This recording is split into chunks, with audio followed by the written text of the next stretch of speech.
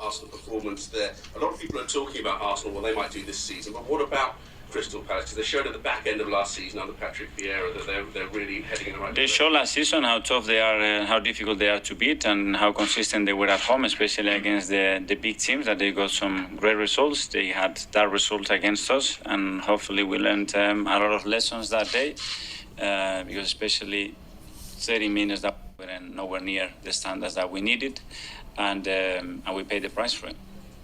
James from Sky Sports. Hi, Mikel. Hello. Just how excited are you for the new season, and how pleased are you with the players you've been able to bring into the club this summer? I think we are all enthusiastic. We had the pre-season that we wanted. It was well organized. We had good results, good performances, good preparation. But now the ball starts to roll tomorrow evening in a completely different context against a Premier League team, and we know what to expect there. But it's true. We are with this level of energy and ambition to have a successful season, and we have to show down on the pitch tomorrow night. I imagine all your focus now is on Crystal Palace, but are you expecting there to be any more players coming in and departures as well from the club? We are really active, as you can see, with coming in.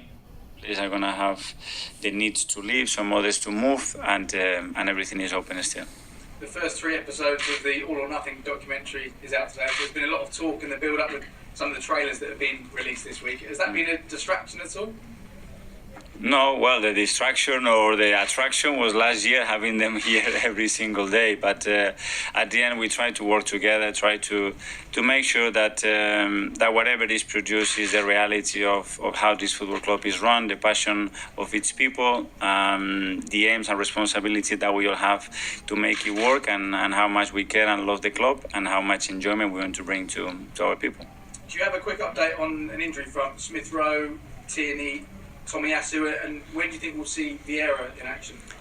Well, 3 out of 4 of those probably they're going to be trained this afternoon, and if everything goes well, they will be available for selection in the squad. So hopefully we're going to start to recover, because they've been missing a lot of minutes and time in pre-season, and are really important players for us. And finally, for me, Mikel, Premier League captains, they've decided to reduce how often they're going to be taking the knee this season. What do you make of the decision to no longer make it a routine? But hopefully it's equally productive, and we still send a very important message. As a club, we want to obviously express that equality is a massive thing for us, that everybody is welcome in our football club, in our industry, hopefully, and we need to maintain to be strong on that message. Ian from TalkSport. Hi, Mikel, how are you? Good, thank you. Good to see you again. A lot of expectations on Arsenal this season. I've got a lot of friends, I haven't got a lot of friends, but I've got friends who are Arsenal fans who are telling me they're definitely going to finish top 4.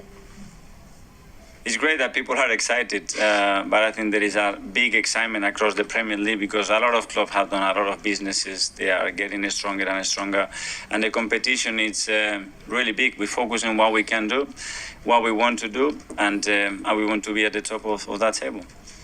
You mentioned how last season, obviously, you got off that dreadful start at Brentford, but there were extenuating circumstances. This season looks like it's going to be a lot more, in inverted commas, what we were used to before the pandemic.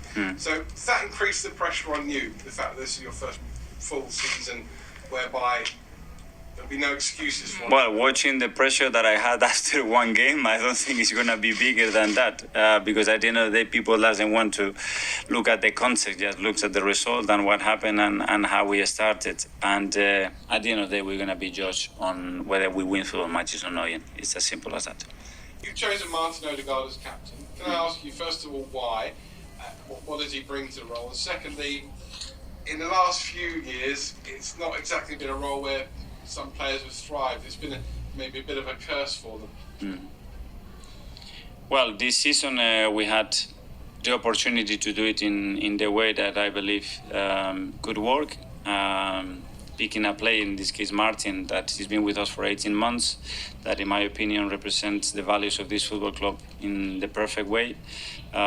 Is well respected by everybody around the team, is admired by all the staff. He has experience, even if he's 23, because he's done it to the national team. And then he's got that drive, that passion about this game that promotes every single day he's around the place and the way he plays. So I'm really happy to have someone like him, and he's on board. He's joining that responsibility, and he will need support, but for sure it's a huge thing for him as well. Is there still a leadership group as well? There is, yes. Can I finally ask you, within the documentary you revealed about the heart surgery you had as a youngster and life-saving, obviously life-changing for you. Does that in a way put into perspective? Here we are, ahead of the season, we're going to be here every week asking you questions, you're going to be under pressure or not under pressure. In a way, does what you've gone through from when you were a kid put into perspective your job now, the job you're in now? Sometimes you forgot that the cameras were there. That's what happens, and you open up. At the end, what is pressure?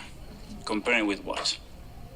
So there are people that have jobs that their pressure is much higher because they are living and making decisions that are going to make someone to keep living his life or go to another place. And what we do is try to win football matches, try to bring enjoyment and fun to our people, and play a game that is beautiful, but at the same time it's so unpredictable.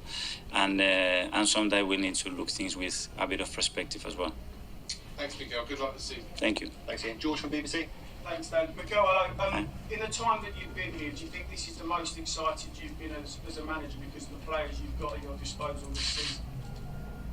You try every day to be more excited and love more your players and feel more privileged of where you are. The more things that you do that are more related with the way you feel, and you feel and you share that feeling with the club like we do, I think then becomes a common thing that at the end is not about me. It's about how we all feel about what we are doing, that we all feel integral part of it, especially our supporters. And if we do that, then I always said that this becomes very, very powerful. When you rung up Pep Guardiola and said you want Gabriel Jesus, and then you rung him back and said you want Zinchenko, what did he say? It wasn't exactly like that. I cannot tell you how it was. What I can tell you is that this works both ways, and both parties have to be happy to do that. And we discussed, especially he was telling me that two phenomenal people that he's losing or giving away. I know them. I know how privileged we are to have them, and I'm really happy. That's all I can say.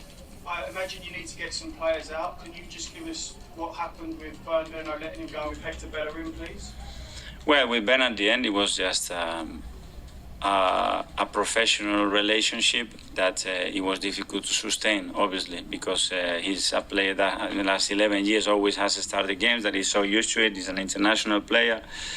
But then I spoke to him last night. It's a man that he will be remembered here. It's a privilege. It's been a privilege to work with him. But in football, you have to make decisions and try to get the best out of your players, to play the way you want to play. And Ben has found a move that he's really happy with, his family happy with, and we all at the club wish him all the best. And just the last one, have you set a target of 0 red cards for your players this season after what happened last year?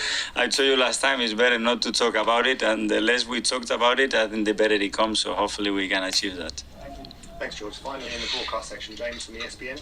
Hi, Mikel. Just to clarify on the team news, Tomiyasu, Tierney, Smith Rowe, Viera, you said 3 of those 4 concerns about their long-term fitness. Do you think that they're going to have problems they're going to have to manage going forward? Hopefully no, and the reason why they got those persistent injuries are for different reasons, probably because the squad as well didn't enable them to recover and don't play them when it was necessary, when it was too tight, or when they didn't fully recover, and sometimes we have to rush them. It was a combination of it. What I can tell you, those 2 players are so pushy and willing to contribute with the team, and this is what we've done. And we know that with those 2 fit and performing at their best, we are much stronger as a team.